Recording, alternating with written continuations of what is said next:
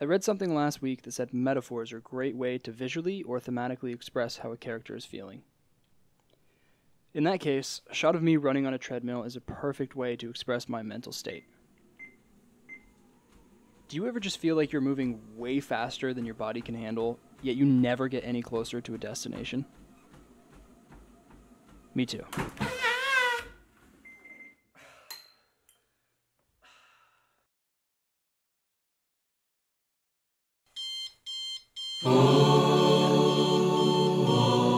We're at the Redwoods!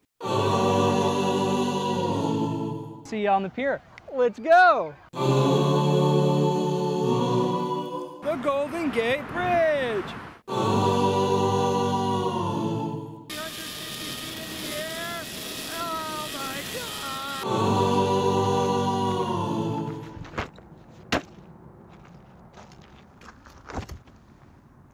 I think it's about time we talk. The past year has been absolutely insane. When my friend Chris was given 1 year left to live and I dropped out of college to start our bucket list, you helped make spectacular things possible. In fact, our community came together to break the world record for most bone marrow donor signups in one day, something that would save his life. After hearing that news, he wanted to go on to live a normal life, but I became obsessed with the idea of using this platform to help other people greatly affected by cancer. For the past couple of months, you have been seeing that idea unfold, and the things that you have helped us do is nothing short of spectacular. Unfortunately, while you've been seeing all of that amazing stuff happen on screen, you haven't seen the physical, mental, and financial reality that's been happening behind the screen. It's not all sunshines and rainbows, and over the next week, my goal is to make a documentary that is honest with how things have been going. Today is a day to celebrate. For the last couple of months, we have been losing subscribers and patrons, probably by the thousands. But today, we had +1 subscriber, and we gained a supporter on Patreon. So, I got a couple goodies, including a Dora hat, and one of these things, which I haven't used in a while. But, like I said, today's a day to celebrate. Oh my God, that was much louder than I thought it was gonna be. I also got this, which, before you ask, I will almost definitely be eating by myself today. And as a little status update on the documentary that I'm supposed to be working on this week, I did come up with an idea. So Clay and I are going to start filming that today. Basically the idea is I'll be dressed as Spider-Man talking to you about what's going on, trying to explain things to you. And actually, I just realized, hold on. So I'll be dressed as Spider-Man talking to you, trying to explain the things that are going on. And Clay will be helping out a little bit behind the scenes. So we're gonna get started with that. How do I look? You look like you belong in a federal prison. It's not that bad, It's pretty stupid. Yeah. I mean, I'm trying to make people laugh. I don't want the documentary to be too depressing. Well, they will definitely laugh, so you got that going for you. Why don't you explain what the heck's going on right now? Yeah, so we were in the middle of filming, and for those of you who don't know, Clay and I, we've been driving for DoorDash. We've been having some trouble paying rent, so it's a nice way to make some extra cash.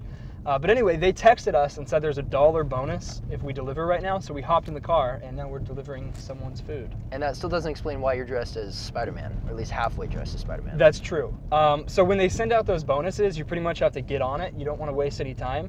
So I didn't want to change. I just hopped in the car and we started delivering. So Dillon picked up the food dressed as Spider-Man. Now we have the food, and we are on our way to go drop it off. So we'll see how that goes. Hopefully we make someone's day. I definitely don't think it will. It definitely will not. How'd it go? Good, not too bad. They thought I was trick-or-treating. But it's not even Halloween. Did they give you any candy? And really, when you think about it, it's like reverse trick-or-treating. I guess that's true. Bringing them food, right? Did they give you any candy? No, they didn't. What the heck? Well, we should probably get back to filming this dang documentary, huh? I was thinking the same thing. So let's do that. Good morning, guys. That was terrible. Good morning, Good morning, guys. What am I doing with my hands? Good morning, guys.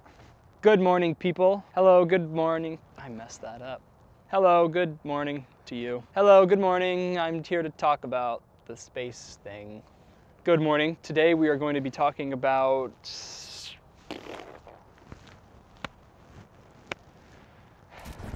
It seems like just yesterday I was another average guy sitting in a classroom learning about economics and computer programming, but now it is my job to literally make people's wildest dreams possible as they face a life-threatening illness. It is my job to write the story, post the videos, get the shots, manage the equipment, edit it all together, make the thumbnail, and fix the fact that we can't pay our rent. Sometimes it is just too easy for all of those things to mix together into an overwhelmed mess that causes even more things to fail. What do you think so far? Scale of 1 to 10. To be honest with you, I don't think it was very good. I mean, why are we doing this anyway? I mean, the goal of it is to, like express our struggle to the audience. Dressed as Spider-Man? I mean, how's that going to help us? I don't know. It's not going to solve anything. I'm just trying to make them laugh. Well, it's going to make them laugh, but I don't think it's going to solve any of our issues. Clay brought up a pretty good point earlier. I think I'm trying way too hard with this whole documentary thing. I should focus on what you're used to seeing and not try to do anything special. Because, yeah, it's probably looking a little bit awkward. But I also realized that Clay wasn't here the other day when we celebrated, when we had our party. So I think it's about time we gear up. Party time, Clay. Oh, what are we celebrating? We are celebrating the fact that we gained a subscriber and a supporter on Patreon. Nice. In one day. Wow. That was Party time. I think it's just easier for me to pretend like everything is okay. A few months ago, we were on top of the world, and anything we asked for could become ours if we just asked for it. But now all I hear is thousands of people unfollowing, telling me they don't care about this dream of mine. The thing is, I speak to people every day who have a timeline on their life. They expect to die soon, but I'm over here worrying about all of these useless things like subscribers and how to get attention. When my goal is to help people, it shouldn't matter how many views we get, but at the same time, I have to be the one to tell a cancer patient that I can't help them, that I'm not working hard enough.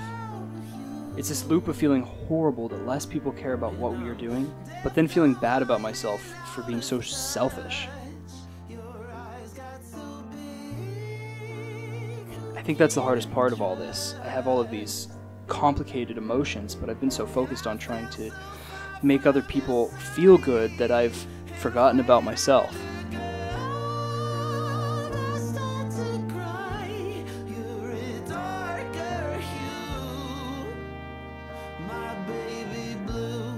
This whole thing started because people wanted to experience life with Chris, but when he left, so did everyone else. Now I stare at graphs showing me that thousands of people no longer care about the one thing that I'm actually proud of.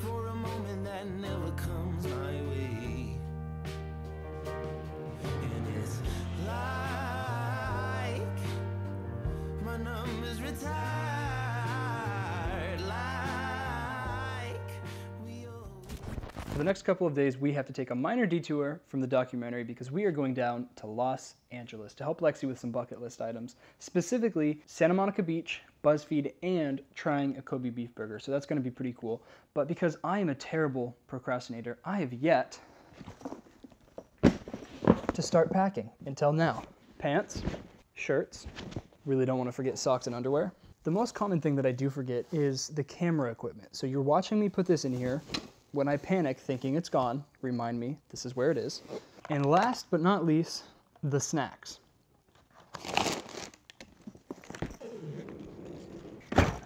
Normally we would fly to Los Angeles, but it's only about a 7-hour drive, so it's actually cheaper to do that. So I'm gonna go pick up Clay, we're gonna drive down there and then meet Lexi at the airport. Honey, I'm home. Clay, hello. I wonder if we can see him. No, that's just his living room. Clay, are you alive in there? Okay, knowing Clay, he's probably just standing right here at this window. Okay, I think, never mind, that's his kitchen. But he does have quite a lot of spider webs. Should really get those cleaned up here, man. It has been about 30 minutes since I got here. He is not responding, so I'm starting to think he's dead, but I'm gonna go over here and check around the side. He might, I don't know what room this is. I hope he's not naked inside. Oh, that looks like his garage. Okay, well, he's probably not in there. I really have no idea where Clay's at right now. I guess I kind of need to give him a call because we were supposed to leave 30 minutes ago.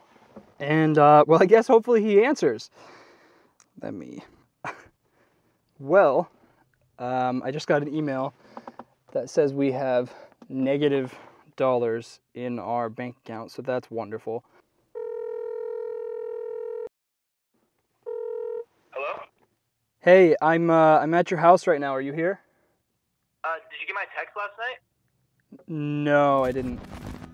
A friend of mine offered me $100 to come work with him this weekend, and I can't give up the money. I have to pay my rent. Okay. What are we supposed to do? I mean, like, we're going to BuzzFeed and stuff. How am I gonna? Go, man. I'm sorry. I hate to cancel like this, but I can't go without this money this month. I need to be able to pay my rent. You see her mind. No one knows. No one knows. And I've got hope. Hey. Hello? Good morning. Hi, I'm getting ready for work, so I can't talk so long. Yeah, do you think you can go to LA with me? Clay and I were supposed to leave, and he can't make it, and I'm honestly kind of afraid to drive by myself. I'm already scheduled for work this whole week. I can try to text some people to get them to cover for me, but that's probably not even a possibility right now. No mistake, no mistake.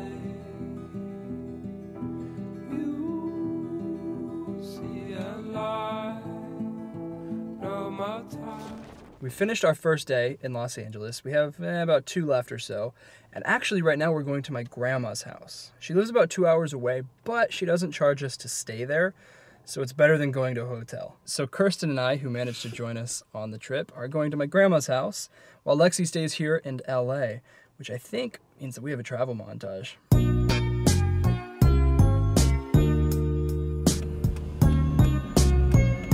For those of you who aren't from California, we actually only have one law in the entire state. And basically, whenever you're driving, it's mandatory that you stop and get some In-N-Out. So we both got protein style because we're kind of lame. And we're about halfway there. I finished that burger in approximately 3 seconds, and now I want 25,000 more.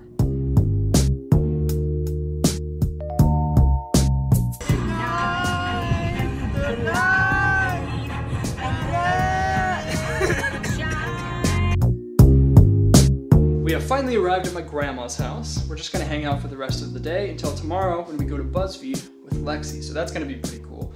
And I guess I'm just gonna stay here and work on the documentary. But before I do that, I'll probably show you some of the pictures of me as a kid, because why not? They're all over my grandma's house. I ended up in the hospital that night. I was working on the documentary and suddenly I lost my vision. Everything turned black, I couldn't read or see anything. My blood pressure was 194 over 135, and I thought the idea of working myself to blindness was funny.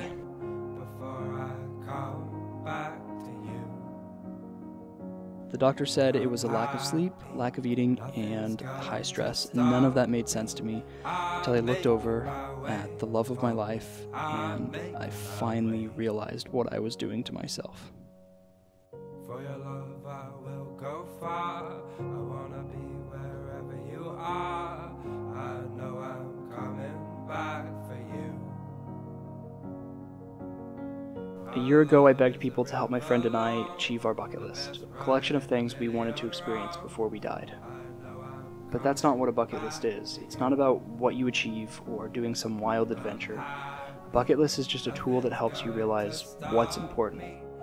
It's the people that are with you when you want nothing more than to just give up, the ones you can laugh and cry and scream with, the kind of people you don't have to pretend to be someone else for, the people who will be there for you in every single part of the journey, wherever the highs and lows take you.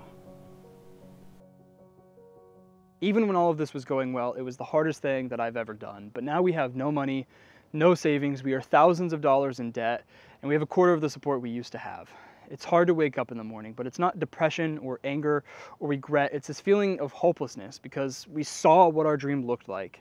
We were experiencing our goal and we knew what it was like, but now it's slowly fading away every single day. For the past 4 months, I've been staring at a blank page, trying to figure out a way to explain that to you in a way that makes sense. But being on YouTube, there's this inherent obligation to put on a mask and pretend like everything is happy and great and perfect.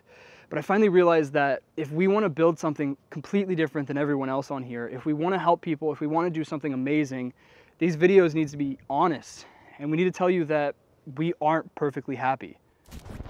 We are poor and exhausted, and sometimes I want nothing more than to just give up and live a normal life. I know we aren't great filmmakers, I know we suck in front of the camera, and I'm sure none of this video made any sense, but what I was trying to tell you is that we are tired. A year ago, we hit the ground running at 100 miles per hour, and we never really got the chance to think about what we were trying to do. So I just ask that you give Clay and I some time to sit back and take a breath and understand what this is all about. And when we come back, I hope that you're still here.